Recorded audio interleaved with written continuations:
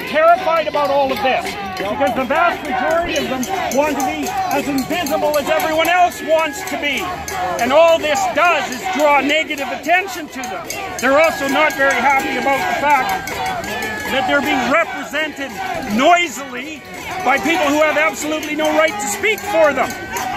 So, one of the things we really have to get over, and in a serious way, is the idea that just because you're talking to someone black or white or transsexual or homosexual, that you're speaking to a member of a homogenous tribe, and that the opinion that they happen to have is the opinion that all those who are like them share. There's nothing that's more racist than that assumption, right? Because it means that I don't have to know a damn thing about you except the most boring part of your identity, and I can predict everything that you are and everything that you think. Well, that's a terrible thing to believe, and it's also patently untrue. You know, there's no reason to assume that any group of people who don't fit into traditional society for some way are any more homogenous in their general makeup and their political views than any other group. In fact, all the evidence suggests precisely the contrary. And it's another thing I really don't like about identity politics, because it's really predicated on the idea that the only thing that's important about you is what's most obvious when I first look at you. And that's an appalling proposition.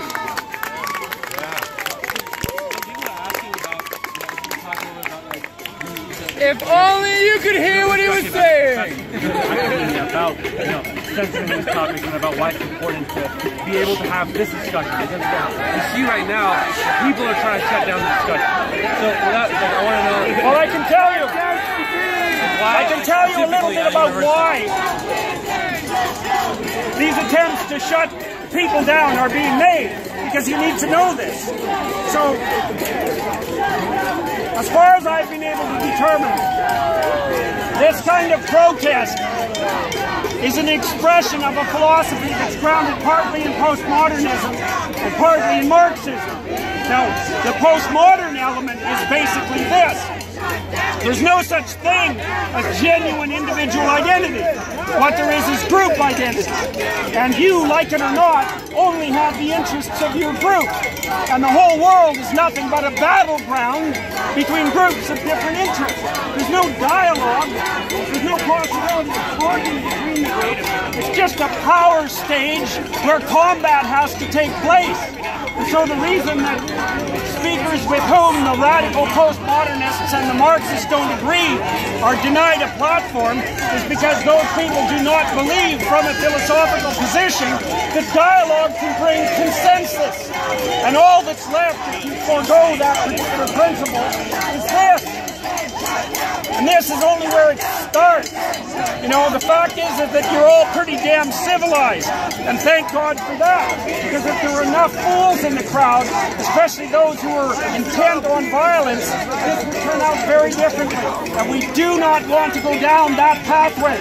It's a big mistake. We've been down that pathway many, many times. Yeah. Just add. I would certainly not. You have a better angle. I don't have you on Facebook, but I can send it. Merely because it was a consensus.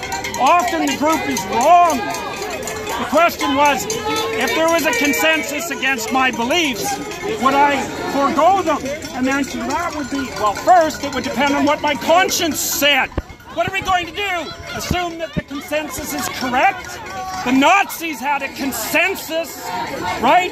The individual has a conscience, and you have to know when the group has made a mistake and it's become nothing but a madly chanting mob.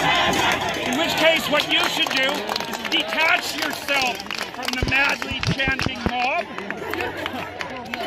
and act like you've got a spine. Yeah. You talked a lot in your personality class about confronting your shadow and your shadow. Do you find that people who care less about what other people think and care more about their conscience, are going to create their shadow maybe more than people who care more about okay, so there's... Can you hear me at all, you guys? Yeah. Okay, so there was the question. The question was, stemming from my personality class, do I think that people are willing to abide by their conscience, or those who've integrated their shadow? And I would say yes, because you have to be a bit of a monster to stand up to the crowd, right? If you're too concerned whether or not people like you, and if you're too avoidant of conflict, then you're going to cave at the first sign of pressure. And you don't want to do that, because if you let people stop you from moving forward, you just end up being someone who's stopped. And if you're someone who's stopped, you've got no life in you, and that's no good. So you have to get tough, but you have to get tough in a way that's controlled, right? It has to be controlled, because otherwise you're the puppet of your worst impulses, and that's a terrible thing to be. Other questions?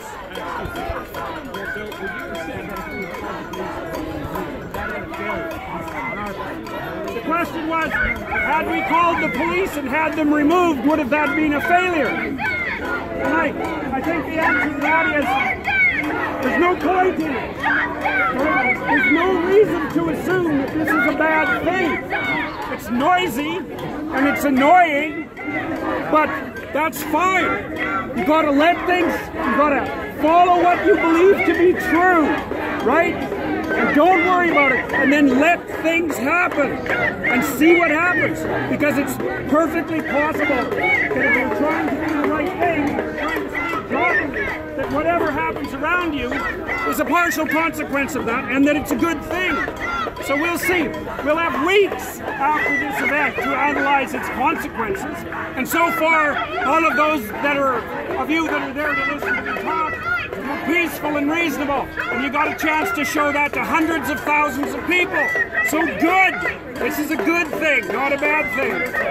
How do we get these people to understand that dialogue leads to consensus? How do we get these people to understand that dialogue leads to consensus?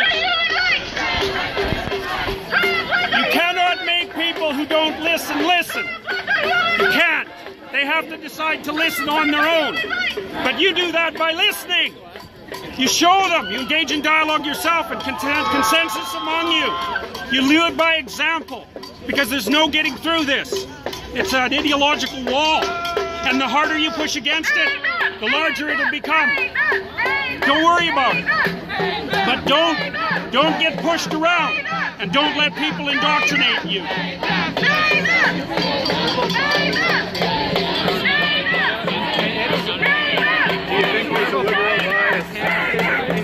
Sorry, I can't. Do you think there's a liberal bias on campuses in Canada, and if so, do you think that causes this? There's clearly a liberal left bias on campuses. I mean, the documentation is very clear. If you go online and watch Jonathan Haidt's videos, okay, he explains it. Partly the reason for that is that people who are higher in openness, a trait, are more likely to go to university and into academia. So there is some trait reasons, but over the last 30 years it's become overwhelmingly left-wing.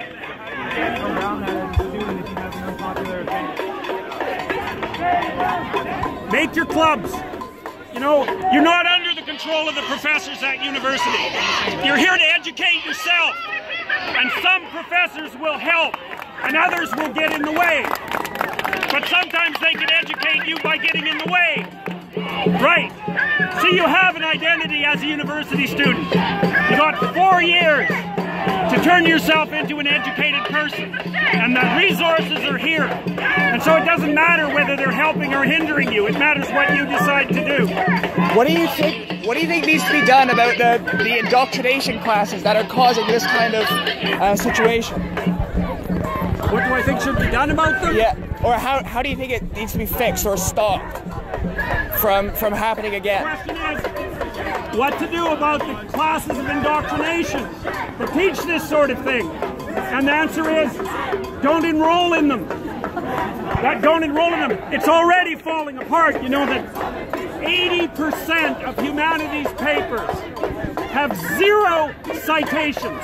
No one reads them. And so we also have no idea how widespread this sort of thing is, but my suspicions are that it's maybe 2 or 3% of the population. very tiny minority, but very well organized and very noisy. So the other thing you have to do is if you stand for reason and you want education, is organize yourselves that way and tell the administration, right? So now say what you have to say. And in classes where people push doctrines on you, get your damn arguments together and push back. You know, but you have to be more articulate and more well-read and better educated than the people against whom you're pushing. But that's your job at the university, is to become articulate, man. There's nothing more powerful than someone who is articulate. And no one ever says that.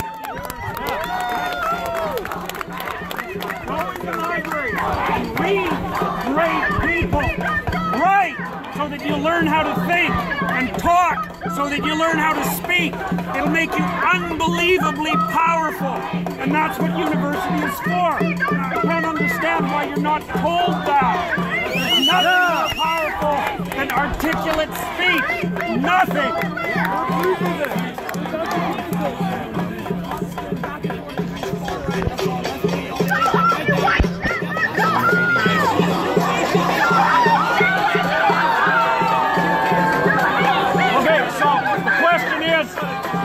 Is there a constant dialectic between radical right and radical left?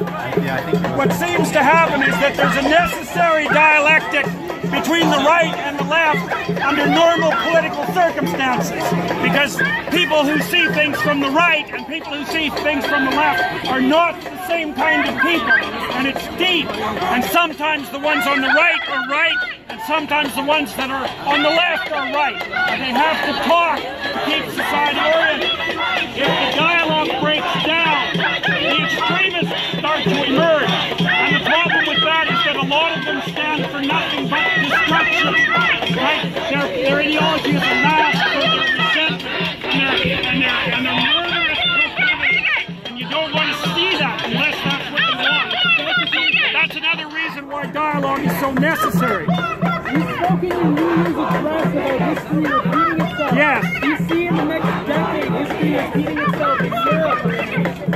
Well, hopefully not. Like, the logical thing to have happen is the same things that have already happened. But what I'm hoping is that we don't abandon our culture, which is what the radical left would want us to do. And we don't retreat and become rigid nationalists, but instead we become fully developed individuals, because that's the way forward without falling into those two pits of hell. And that way Nietzsche's ironies will not occur again. That's... Dr. Peterson. How do you define our culture? Sorry, what was that? How do you define our culture? You mentioned that we should stick to our culture, but how do you define that? I didn't mention that we should stick to our culture. I mentioned that we should become individuals. That's what I said. You mentioned that we should make sure that the left doesn't bring us away from our culture. So how do you define that? I said that we should make sure that the radical left doesn't destroy our culture. Look, I tend to say exactly what I mean. Yeah, so what does our culture mean? I'm just trying to understand it. Well, that's what you're in university. The question is, what does our culture mean? All right. Well, that's part of what you're in university to find out, right? There's libraries full of books about the culture. And there's people who are represented, have been represented since the beginning of time as stalwart representatives of what that culture constitutes across the political spectrum. What is your definition of our culture? How do you view it? My definition of our culture? Well, there isn't a simple definition of culture. I can tell you one thing that's characteristic of our culture, is that we can gather like this, peaceably, and have difficult discussions without anyone being held off to jail or hurt. And that's a good thing, and it's a rare thing. And I would say that the fact that that occurs, and the fact that it's part of our legal rights, is at the cornerstone of Western culture. And it's the thing that needs to be protected at all costs, unless you want to be a slave or a tyrant. And lots of people want to be slaves, and lots of people want to be tyrants. Freedom is not something that makes people happy. It's not for happiness. It's for nobility. It's for high quality of life. It's so that you can have a life that's worth living, right? To bear some responsibility and to act in a manner that you can live with. Well, that's not the same as happiness. Dr. Peterson, I know that you, as a Muslim, you have the same views as everyone at this very destructive activity. What is the Peterson speech having on the same how the Saudi has been exporting Islamism all across the world? Right, so the question was about Muslim extremism. I haven't talked much about Islam at all, and that's partly because I don't understand it very well. I've been studying for about 2 or 3 years trying to bring my understanding up to a point where I might have something semi-intelligent to say, but I don't think I'm there yet. I would say, however, I've met with a group of influential moderate Muslims in Toronto, and we're going to start a difficult dialogue. Hopefully it's the kind of dialogue that will actually help everybody in Canada integrate themselves properly and peacefully. The will is there, I think, but it's like every other community. The louder people dominate and the moderates don't talk, and it's a bad thing. So, Dr. Peterson, yes.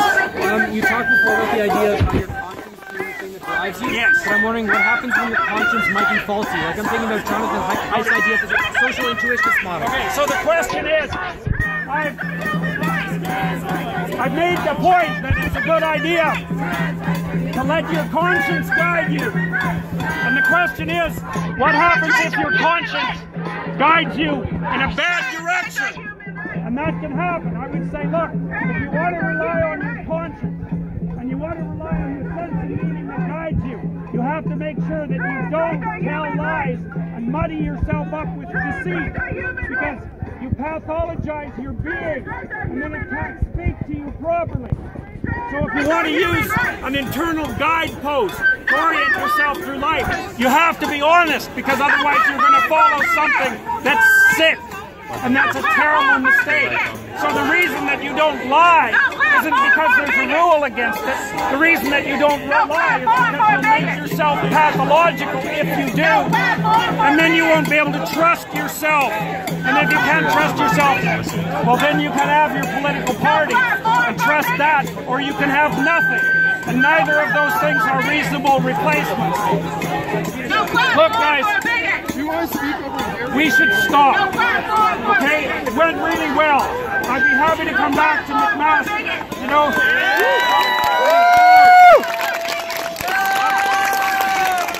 But I don't think we want to push our luck. And I would say all things considered, this was a fine.